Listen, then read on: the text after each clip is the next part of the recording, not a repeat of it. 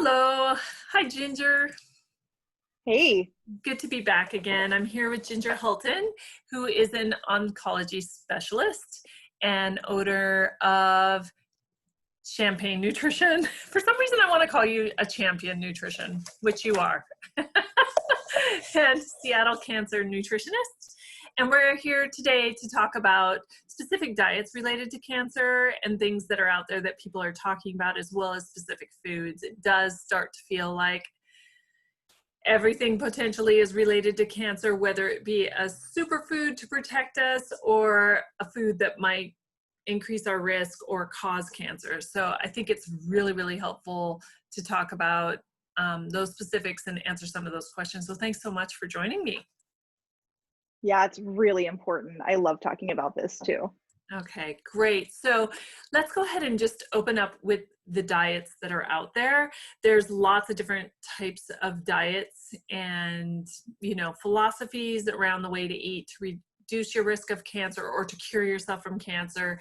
And so the things that come to mind that I get asked out a lot by people is vegan, vegetarianism, the Mediterranean diet, keto or paleo type diet, intermittent fasting, raw foods, anything kind of goes, or particular things that people do or take, like vinegar and lemon and stuff like that. So how about if we start with the big diets and then we'll move into specific foods that have specific recommendations and research behind them. When looking at the overall diet and cancer, what's important for people to keep in mind?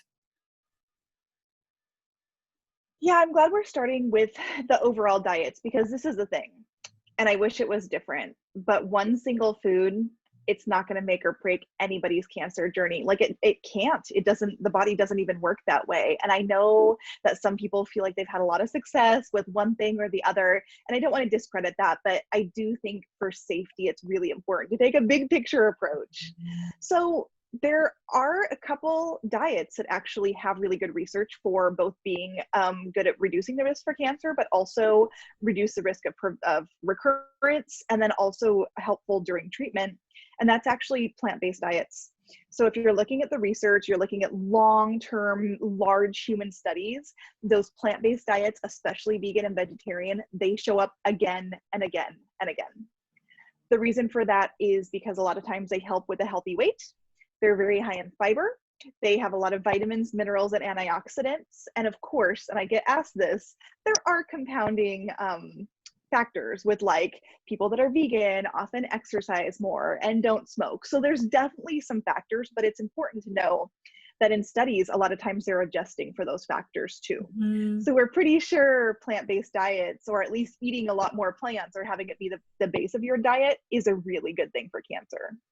Okay, that sounds amazing because it's very similar to cardiovascular disease, which we just got done talking about the overlap with chronic illnesses and then being able to have the same types of recommendations. Yeah, and I think it's really hard because our culture wants to have quick fixes, and when one research study comes out about a particular food like pomegranates, chia seeds, flax seeds, blueberries, we tend to get really excited about the specific food, especially if we like it. So I say, if you like Right. it, enjoy it, but it's got to be with the bigger picture. So it's same with cardiovascular and diabetes and overall wellness and health. Exactly right. Okay, good. And I certainly know that there's certain things that just make me feel better, and I think that that's fine, but it's not one particular food that's I think it's just making sure that people understand that if it's a healthy, nutritious food, that's great. And if you feel good eating it, that's great. Continue to do so, especially if you like it, not force yourself to do something, but also there's not a cure-all food. I wish there was. Like, I tell my clients this all the time. I wish there was, because then we could cure cancer, right? Like, if that were the case, if celery juice cured cancer, we wouldn't have the problems that we do. I have so much compassion for people looking for that fix, because wouldn't it be a gift? Like, I really, really wish it was true. But it's also very dangerous to have people telling us that it's true, because it's so much more complicated than that. Yeah. But nutrition does it does play a big role. So, we're writing both lines. It plays a huge role. We also need to have that balance. Yeah. And I think that really is important. I know when I go to the doctor, especially with a child, I'm like, can you just give us the thing that works? And we're all looking for that. So good. It's good to temper it some.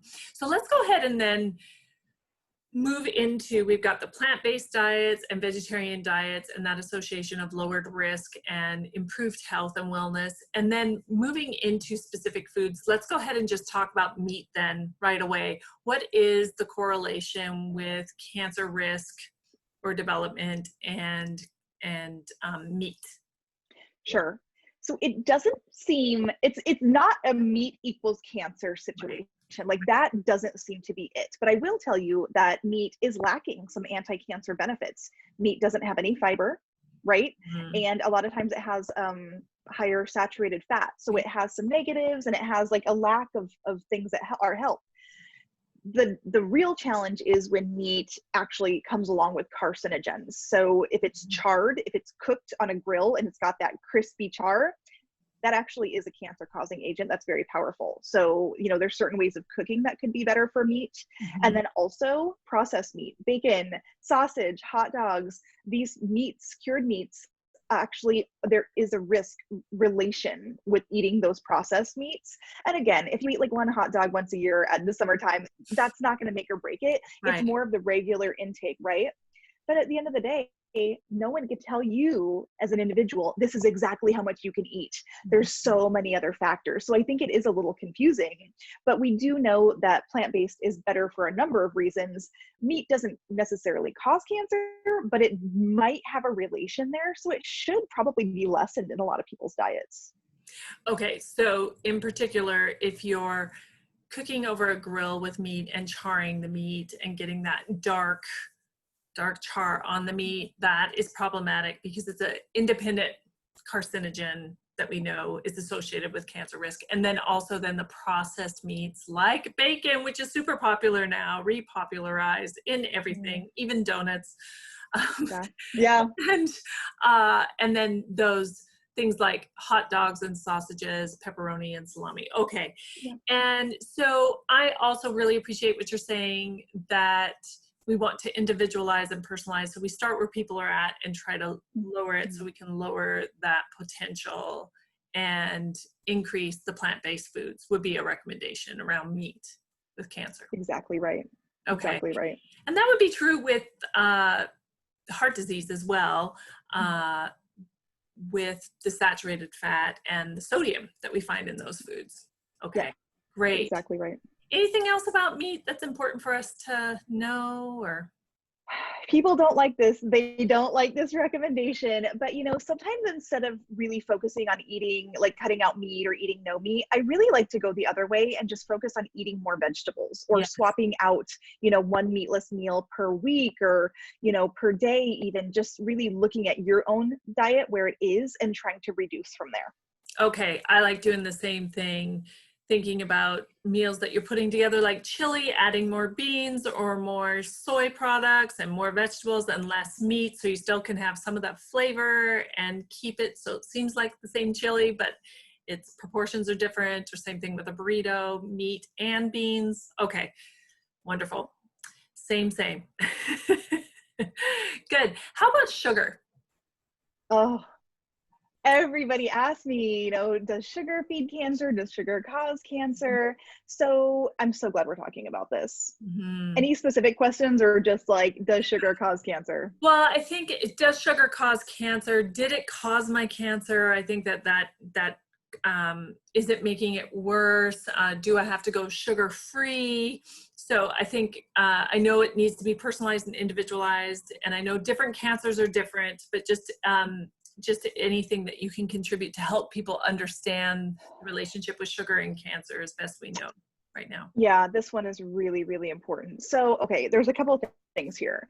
The general guidelines to have a low added sugar diet to prevent cancer from happening in the first place, or to lower your risk, that recommendation is actually not because of the sugar. It's because they want you to have a lower body weight. So the idea is that there's evidence having a high added sugar diet, and I use the word added sugar because it's like added sugar in processed foods, Right. not like bananas, not like peas or bread, like those are like natural carbohydrates, but the added sugar, those can cause people to have a higher body weight. Higher body weight is linked with cancer. So there's like this thread.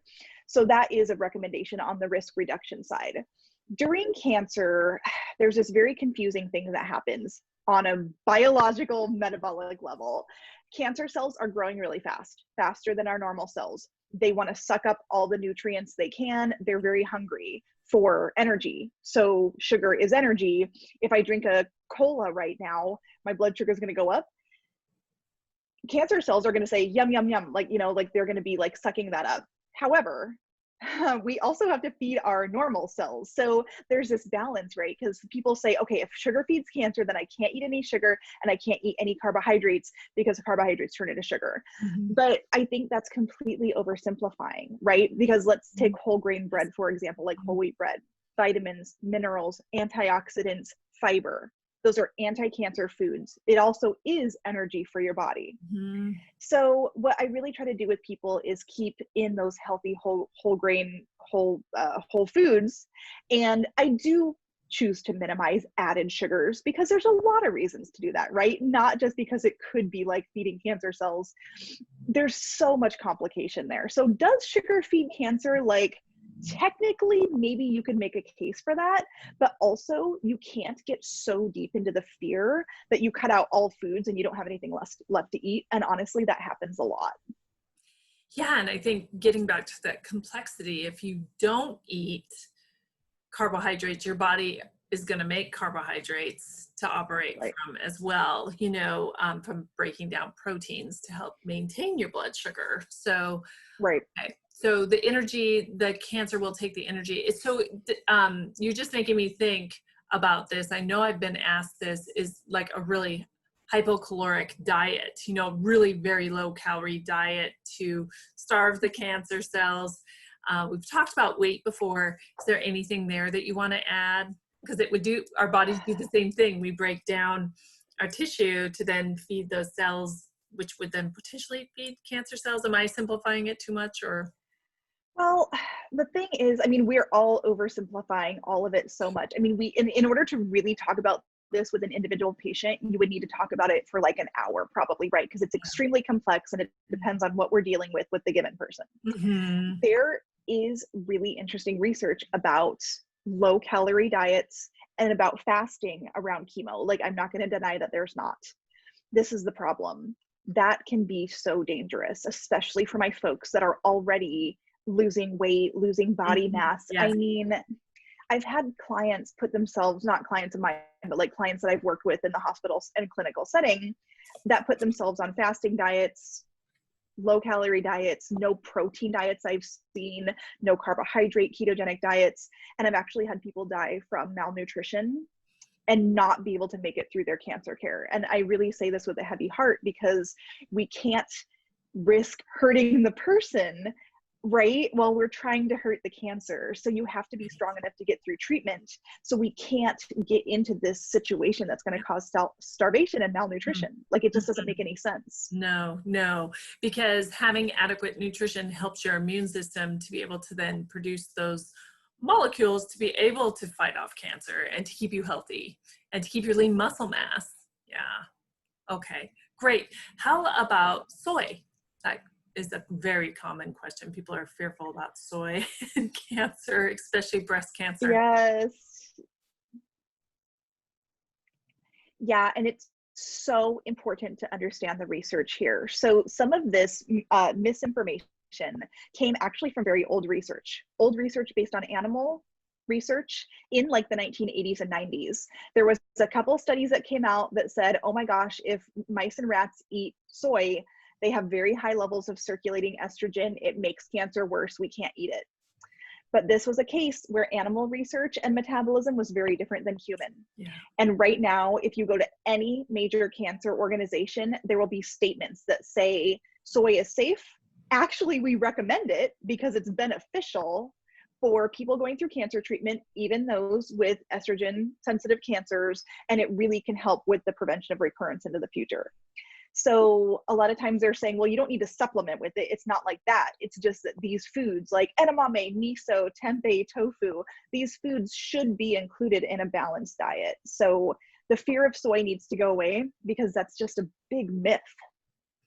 So yeah, a huge thing with the difference between animal research and human research, and also people taking the research and misinterpreting it as soon as it hits the internet now. It doesn't even necessarily get in a journal that's been printed first. Yeah. So okay. So, and then is there protective qualities about soy because it's part of a plant-based diet that people might be interested in learning about? Yeah, I mean, there's actually a lot of benefits. So it's an amazing protein source. It has a lot of special antioxidants. It is a source of phytoestrogens, which are plant estrogens. A lot of different foods we eat actually have phytoestrogens. It's not just soy.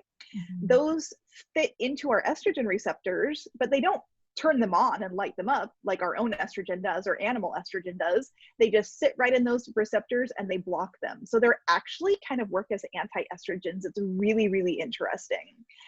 Tofu is high in calcium. It's a bone builder.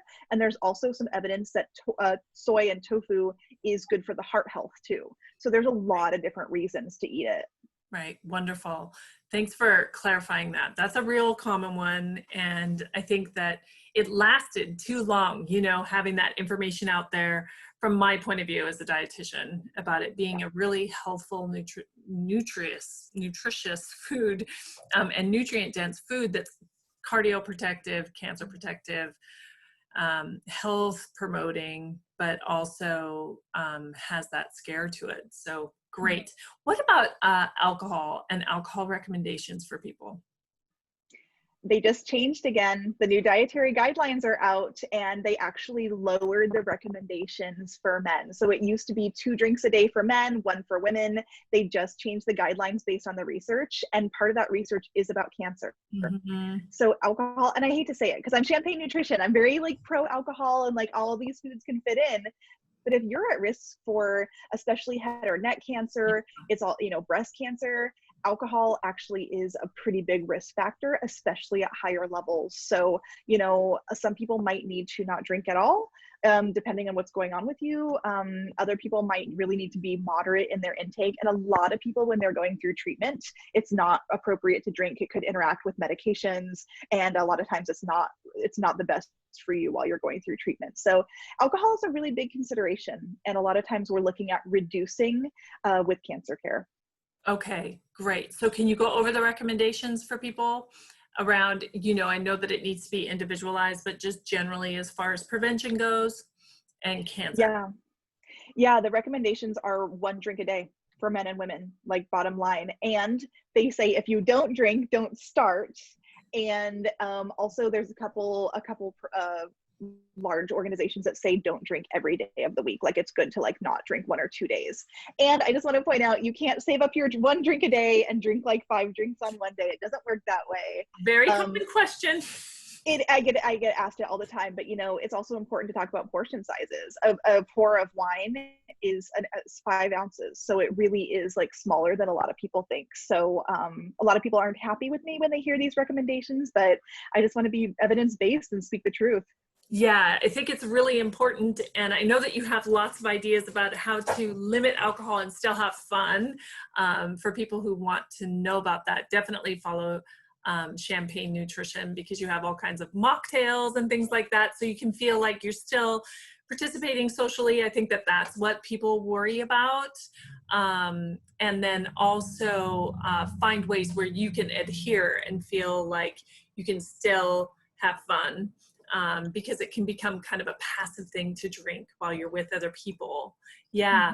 And I do think the serving sizes really are important, because we have huge glasses of wine. We get sold carafes. We get huge beers now. And so it is important to think about splitting or asking for a smaller size. And I've noticed on menus, there's not even a smaller size sometimes. Yeah. So true. It's so true. We actually are kind of being taught to indulge too much in our culture. So it's a good thing to keep an eye out for. It is. And I think it's a psychological game. If we feel like if you can have more, then we're getting a good deal. It's Mhm. the American way. If we could have something free, you know, same with food, get free chips and bread before the meal starts, all that kind of stuff. We're less Mhm. in the restaurants than ever before right now, but yeah. True. All right. One other that you brought to my attention is nightshade vegetables. What do people need to know about this? Yeah, I'm getting a lot of anti-nightshade sentiment right now, but this is another one where, and I use research lightly. The Yeah. research is very old and dated. There actually isn't good research that shows that nightshades, and just to clarify, that's like tomatoes, white potatoes, eggplants, tomatillos, paprika, peppers, First, yeah. like a lot of different foods. Some people, especially those with autoimmune diseases, especially those with joint issues and arthritis, believe that a compound called solanine in those foods makes their joints painful and swollen, and so therefore indicates increasing inflammation. Of course, cancer is very inflammatory, so people with cancer want an anti-inflammatory diet, but all of a sudden they're removing all these very healthy foods. So I wrote a book about inflammation that came out last summer. It's called The Anti-Inflammatory Diet Meal Prep. And so I did a deep dive because that whole book is research based. So I really dove in. I'm like, all right, I'm going to figure out nightshades. Every single study over and over and over, huge long-term human studies show that tomatoes, potatoes, eggplant, peppers, they're all anti-inflammatory. They're good for the immune system. They're high in vitamin C. They're high in fiber. So unless you know that you have a very specific reaction, and your body will tell you by doing an elimination diet, I really think it's a miss to exclude those foods. And especially with cancer, I think there's a lot of reasons to have them in the diet. Mhm.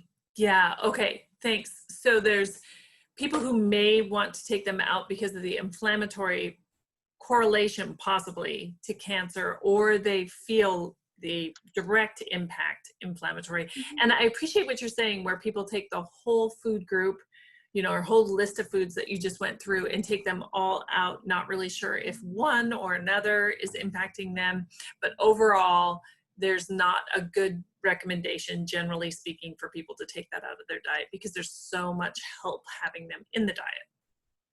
Yeah, I mean, the research just does not support taking them out. It actually very strongly supports keeping them in. Yeah. If Okay. you really think you might have an issue with nightshades, right, you should work with a dietitian. We should do an elimination diet. But what I hear a lot of times is people are like suffering and not eating tomatoes, but then they're like eating French fries and they feel okay. So I'm like, okay, we need to figure this out for you so you can have more foods in your diet. Yeah, and especially if you like them, tomatoes are a base of so many foods for Mm. people to eat, the soups and the sauces and things like that. Yeah, Yeah. okay, good. Ginger, is there anything that you wish I would have asked or think it's important to add as far as diets that people are following or specific foods?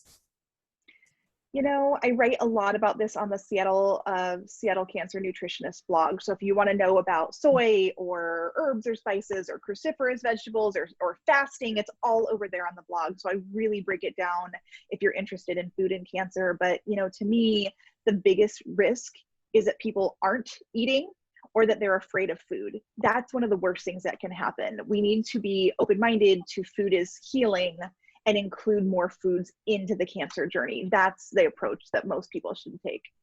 Such an interesting thing because that compounds that whole diet culture that there's a particular way to eat or not eat is going to be so much better. So Mhm. thank you for clearing all those questions up for us. Yeah, it's really important. You know, anybody that has more questions about what this means for them, they should absolutely reach out to a registered dietitian and get some support. You just can't trust, you know, what your friend said or what you read on Google. It's just not enough when you're dealing with cancer. Yeah, I agree. Thank you so much for coming on and clarifying all those questions with us. And I hope we talk again real soon. Me too. Thank you so much for having me. You bet.